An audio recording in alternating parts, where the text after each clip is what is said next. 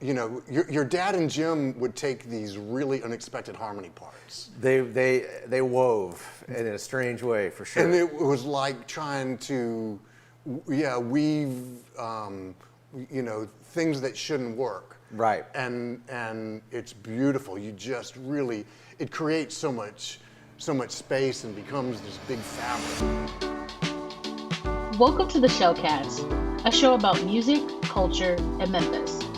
As we live into our mission of building community through music, education, and diversity, we look forward to interviewing artists and musicians and hearing about how they are writing their own stories, building their own communities. 85 years strong, and with a rich history, the Levitt Shell has stood the test of time as a beacon of hope in the heart of Memphis. I can actually do that one more time. This podcast is brought to you by Orion Federal Credit Union, where a big part of us is being a big part of the community. Visit orionfcu.com to see how Orion is redefining banking.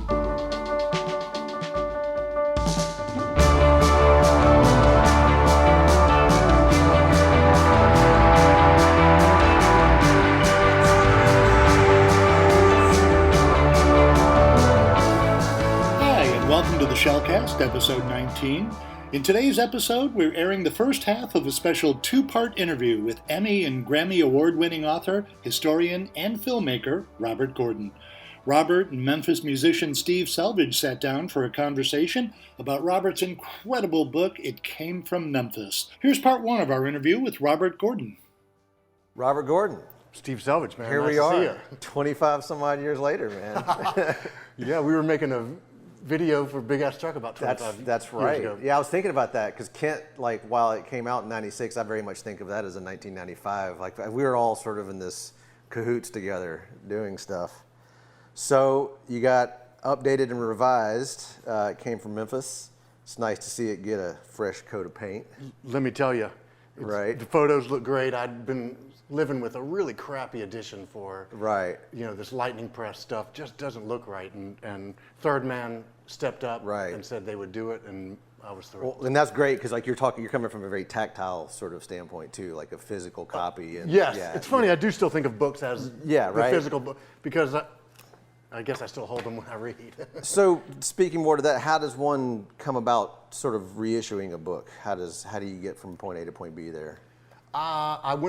I had a contract with Simon & Schuster. Mm-hmm. There wasn't an escape clause.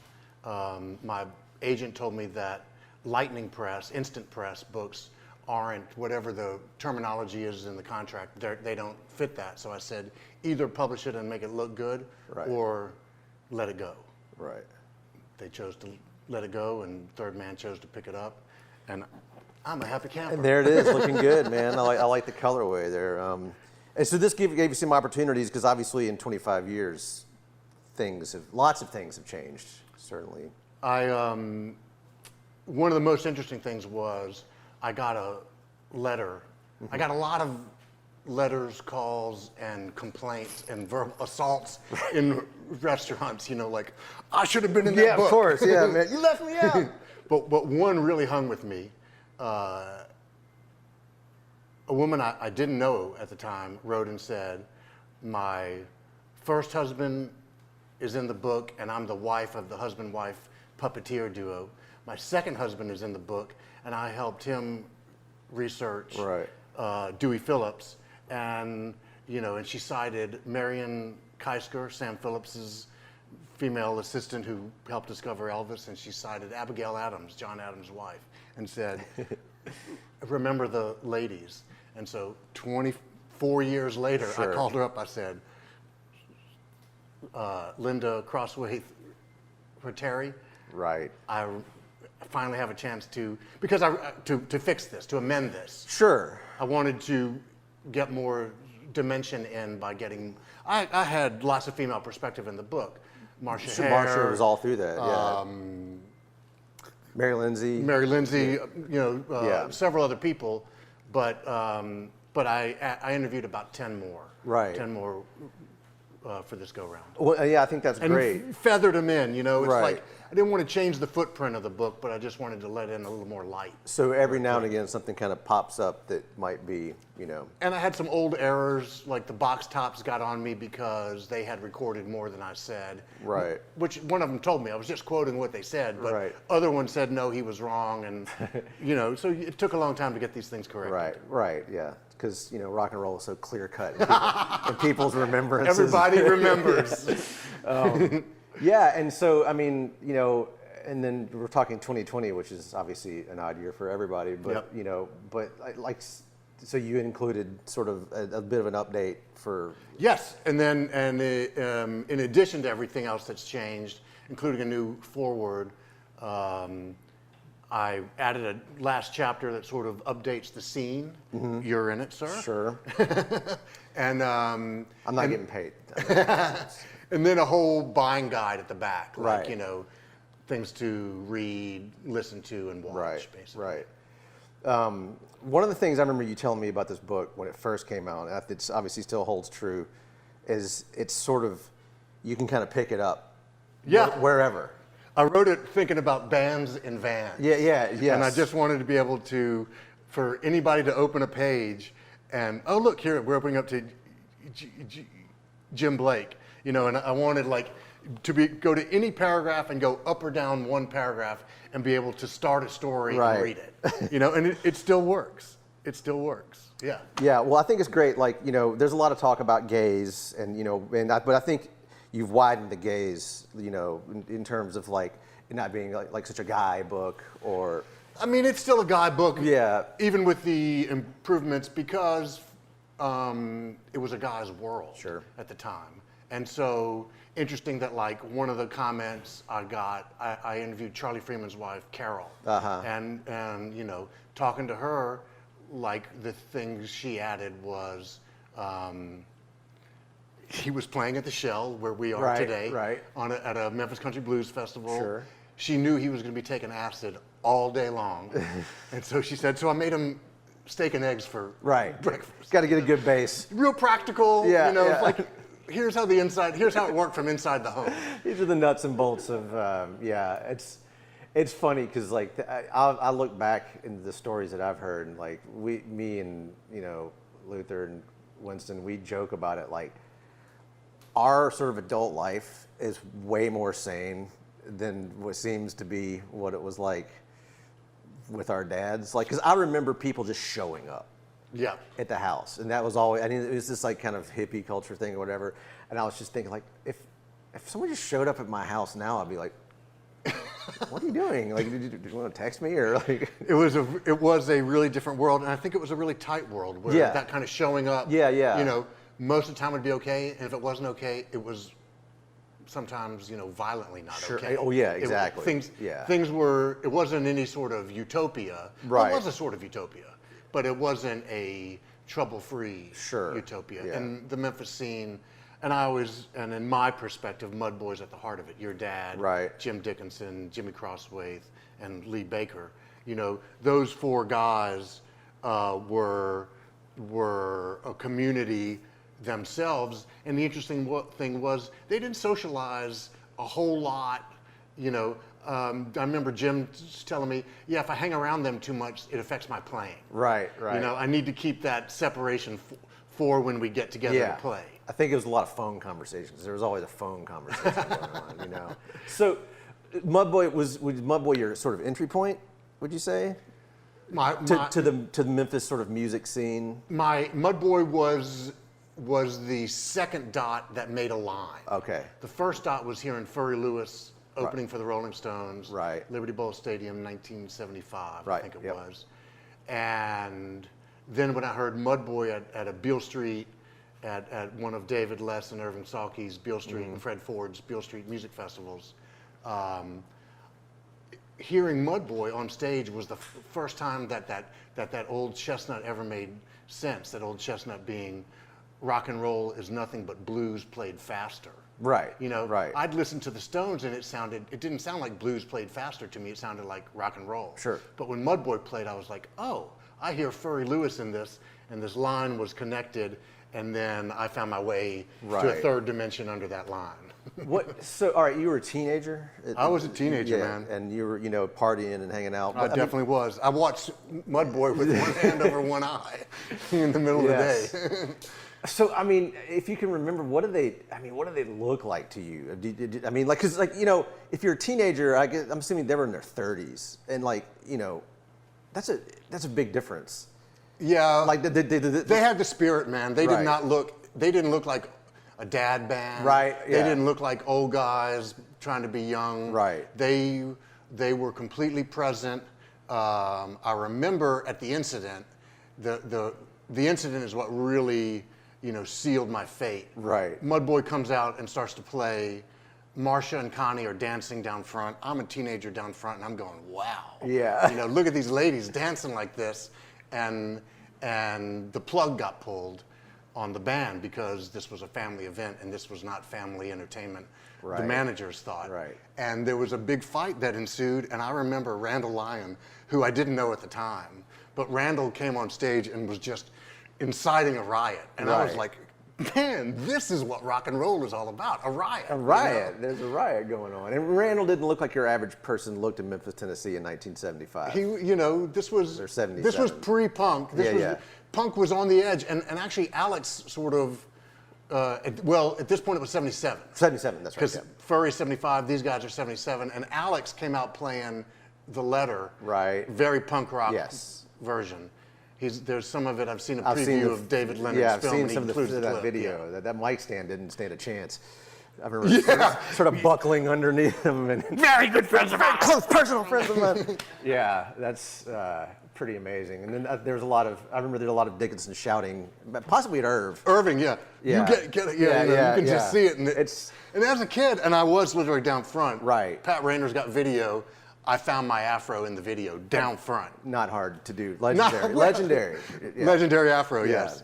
envious. It's crazy. Like that kind of scene, it wouldn't have made total sense if like Tojo Yamamoto like came through with a chair and Yes. pounced on somebody from a turnbuckle. It Yes, was like, absolutely. Could have turned into an Andy Kaufman-esque Right. sort of moment at any time. Well, all right. So speaking of sort of continuing to that era, like I feel like Memphis in the '70s. I'm fascinated. That's one of the parts of the book I'm most fascinated about. Is sort of like this Overton Square, liquor by the drink. Yeah. And it's an interesting document. Like and I think you mentioned this, that the third and cold of the morning are these sort of bookends, and so at some point you must have accessed that scene. I mean, I know you might have been a little young to be rocking at Trader Dick's, but like, do you remember? I was rocking at Trader Dick's. Okay, so yeah. But it was later, Right. I can't picture Campbell at Trader Dick's. Right. I seem to recall John Hampton getting arrested for playing drums behind Keith Sykes for being underage. Oh, right. And if he was underage, I was definitely underage. Sure, he was just invisible. But yeah, so I was an East Memphis high schooler. Right. And we came into Midtown at some point and found the Ritz Ballroom and found Birth of the Blues across the street. Right. That was definitely when Jimmy Carter was president because they were selling Billy Beer. Billy Beer. So describe me like an average night out, If you were there, you can't remember, my friend. Yeah. No, for me it was usually hitting Midtown.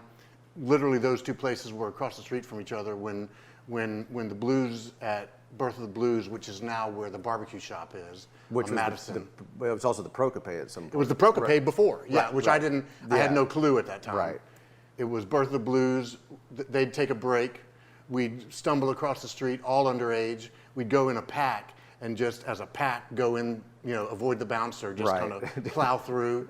And inside might be, Keith Sykes or Mac McAnally or Danny Green or any number of things. And then they would go on break and we'd go right back across the street. And on the way home, we'd stop at Gibson's Donuts and Right. get some fuel. Some fuel, and hit the hay. some carbs to get you back home. Well, that's the thing. It's just like nowadays, it's like there's so much media and there's so many things vying for your attention. Yeah. You know, and it seems to me that like from me coming up sort of generation after, like I would talk to people like Dave Smith, and it's like, it just seems that there was just always people available and ready to see music. Yeah. And sort of, you know, like a band could just really, like you could pack a club and not be like a big band on the up and up or anything. Just you could just be a band playing music. There was a lot of opportunity. I think there was a lot of outdoor festivals I would go to all the time. See Jimmy doing his puppet show, you know. Right. And there was always an audience, definitely. I remember too that I remember one night behind Overton Square, a guy, and this was when I was at Overton Square with my parents, so I was really a kid. Right. But a guy had big speakers outside his house, and he was playing the White Album real loud. And people were just hanging out outside, you know, just hanging out, because somebody was providing music, and everybody was just hanging. Nobody was calling up BMI. Yes, it was a lot. Nobody got in trouble. It's funny because I would interview people like, you know, old blues guys. Booker T. Lowry would talk about Beale Street being wide open, you know, and it wasn't until I got older, like in my 30s or 40s, and began to reflect on my teenage years that I realized, oh, it was kind of wide open for me too, you know, not in the same way. There wasn't like gambling in the back rooms that I knew about. Well, there wasn't Greens. Right. Greens There Lounge. wasn't, yeah. It was a little bit, but, you know, not like Booker described, but very similar looseness to the atmosphere. Right. Want to learn more about how you can support the Levitt Shell and its mission of building community through music, education, and diversity? Head to levittshell.org. You can read up on our 85-year history and check out our schedule of live and virtual events. Visit our shell shop to grab all the swag and find out ways you can participate in our mission, whether that's through donations, volunteering, sponsoring a show, or becoming a member of our Shell Circle. Once again, that's levittshell.org. Going back to like, back to Mud Boy and stuff. At one point did you like start to know individually who these people are, and like and interface with them or? So Dickinson was a known quantity because I read the newspaper. Sure. I read Walter Dawson, the music critic, in the newspaper, and he was always quoting Dickinson. As soon as I became a writer, I was always quoting Dickinson. But Stanley Booth called Dickinson a quote whore, which is a great term. That is. You know, but he was extremely quotable and extremely sharp. Right. Jim was, he's you know, dependable. And dependable, you know. That. So when I saw that incident on Beale, I knew who Jim was. And by that point, one of my high school good friends was good friends with Adam Hohenberg. So we were 16. We heard, my friend picked me up and said, one of Adam's older sisters is having a birthday party at Adam's house, and Sid Selvidge is going to play Come On. Okay. And so we went, and we were smoking a bone outside the house, and your dad walked up. No, we weren't smoking a bone outside the house. We were standing around about to smoke a bone. Your dad walks up with his guitar case. First thing he says is, anybody got any reefer? You know, I was like, all right. So we smoked a bone outside with your dad and went inside. Right. And he played that. I just remember being on a sofa, laying back like this, listening to his pristine voice just go into my ears in what seemed like a vaulted room. And it was kind of an Egglestonian world. I didn't realize at the time, but it was just, you know, all these nice girls in cool outfits and a big, you know, 100-year-old home in Midtown. And that's when I sort of began to know your dad, and I would go down and see him at Jefferson Square. Right. But your dad was not approachable from the audience. Yeah. I don't know how I broke that barrier, but he would come walking into Jefferson Square in a leather jacket and go right to the front, pick up his guitar and start playing. And if Jimmy was joining him, the two of them would have banter that you could make out like every fifth word. Right. And Jimmy was always going, and you're in the audience going, it sure is funny, but I don't know what it was. Yeah, they're selling it. But yeah. Yeah, Jeff Square was something else, man. I remember being there as a little bitty kid. I was always mobbed up because Jake would open up the centipede machine and give me like 100 credits. And I got the most fruit in my Shirley Temple, it was great. Yeah. Was that the Hohenberg house over on Overton Park? I want to say it was on Morningside Drive. Okay, yeah, right over there. Yeah, because Gigi was dating my brother Eddie at the time, so that's probably what facilitated that. Yeah, that's interesting. I obviously have a different perspective of my dad's gig, but I like the way you sort of described that. It's just that it's like sort of he didn't even know if anybody was there. It was. You could see that the bright light was on him, and it seemed the thing that was so cool was he didn't care. Right. It was like he was there. He was going to be on stage for 45 minutes. If one person was in the audience or 100 were in the audience, he was going to do the same thing, which was mesmerize us with his voice. Right. And at 45 minutes, he was going to take his damn break. Yeah. Yeah.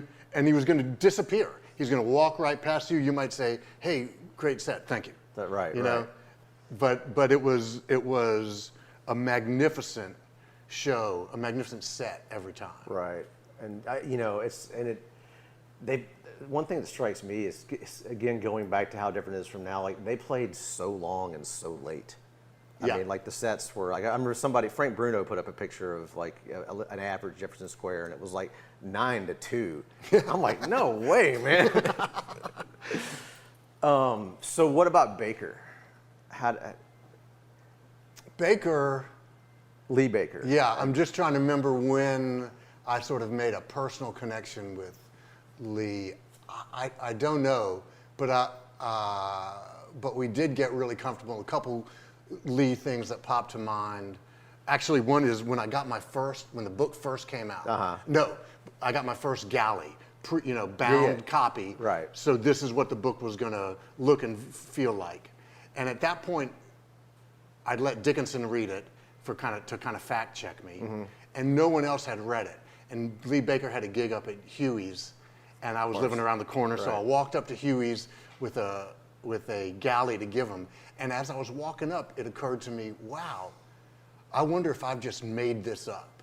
You know, have I connected all these people in a way that makes sense to me, but isn't going to make any sense to them? And it was giving that book to Lee that was the beginning of letting go. Of saying, I've made this. Yeah.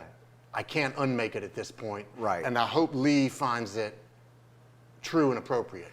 And he did. Right. So he agreed with you with the dots you connected. Yes. Yeah. Because I called him quickly after I was like, and these guys were interested in what I was doing. It's their lives, so they read it quickly. So, and I remember going over to interview Lee for the book. Because I did some specific book, I had accumulated a bunch of interviews over time, but I did a bunch of interviews specific for the book. And I remember we went in the afternoon. He'd been bush hogging some of the Horseshoe property that day. Right. We sat around. We had a great time. It was dark as hell when I left. The sky was full of stars. It was really cool. Yeah, I think that you sent. I've heard some of those interviews, right? Yes, yeah. That's right. That's right. Oh, that was mesmerizing. Hearing his voice again was such a comforting thing, Yeah, I got my tapes. I got your dad on. Yeah. You must have your dad on there as well. God, yeah, it's crazy. And that's the great thing. It's just his dad is Steve's dad is Sid Selvidge, just to make it clear for everybody. On page 200. Family tree on. I know, right? Well, and that's the for me, obviously being a son of Mudboy and son of it's really really fortunate to have these recordings. Yeah. Like the musical recordings. The musical recordings, yeah. Because I think the thing about Mudboy is you can hear the dialogue. Yeah. When Mudboy is at its best, you can hear the 4 musicians or the 6 or 7 musicians in discussion, yes, know, because they never, like Jim said, they rehearsed for a Warner Brothers demo in like 1973, and it took them 12 years to get over the rehearsal. Exactly, yeah. Don't rehearse. Whatever you do, don't rehearse. I remember that. And, and it's funny because... What about you now? Do you rehearse? No. I mean, and too, with Sons of Mudboy, it's like, people try to put it like with booking, and it's just like, man... our gigs just pop up, and when they pop up, we do them. Yeah. You know, it's not like we got to get a gig. You know, it's like they just you have to respect that sort of spirit. And it's funny. I feel like Mudboy it's funny that Mudboy contains like such a well-noted producer in Jim Dickinson, and it's a band that almost defies production. Yeah. Or really kind of does defy production. It's like you have and have heard all the tapes from WEVL, Yeah. them playing, which is a very comfortable, safe space. Yeah. And they're just playing. I mean, they all did especially my dad and Baker did a bunch of just fundraiser gigs for Weevil. Yeah. And the difference between those and the albums, Yeah. it's a world of difference. It's completely. I always find myself drawn towards The live stuff. Yeah. Well, that's why the second album. So the first album, Known Felons in Right. Drag. No, is that the first one? Yeah, Known Felons in Drag.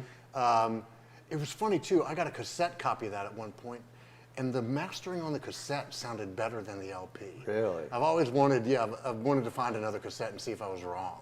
But it was kind of produced, Right. And the second one, Negro Streets at Dawn, taken from Allen Ginsberg poem Howl. Right. Is a more live recording, I remember going down to the studio on Beale where they recorded it that day, and there was a handful of people in the audience, and you get more of that feel. But it is those Weevil recordings where Baker goes, you can hear Baker go, or like Jim will go, all right, Lee, your turn, and Lee will go, okay, D. Yeah, tells yeah. everybody the key, Yeah. then says we're going to do a gospel song, semi-spiritual. and it's just like. People fall right in, and I love the harmonies, the vocal harmonies. Yes. Because your dad's voice makes every vocal he's involved in amazing. Jim's voice, your dad and Jim would take these really unexpected harmony parts. They wove in a strange way, for sure. And it was like trying to, weave,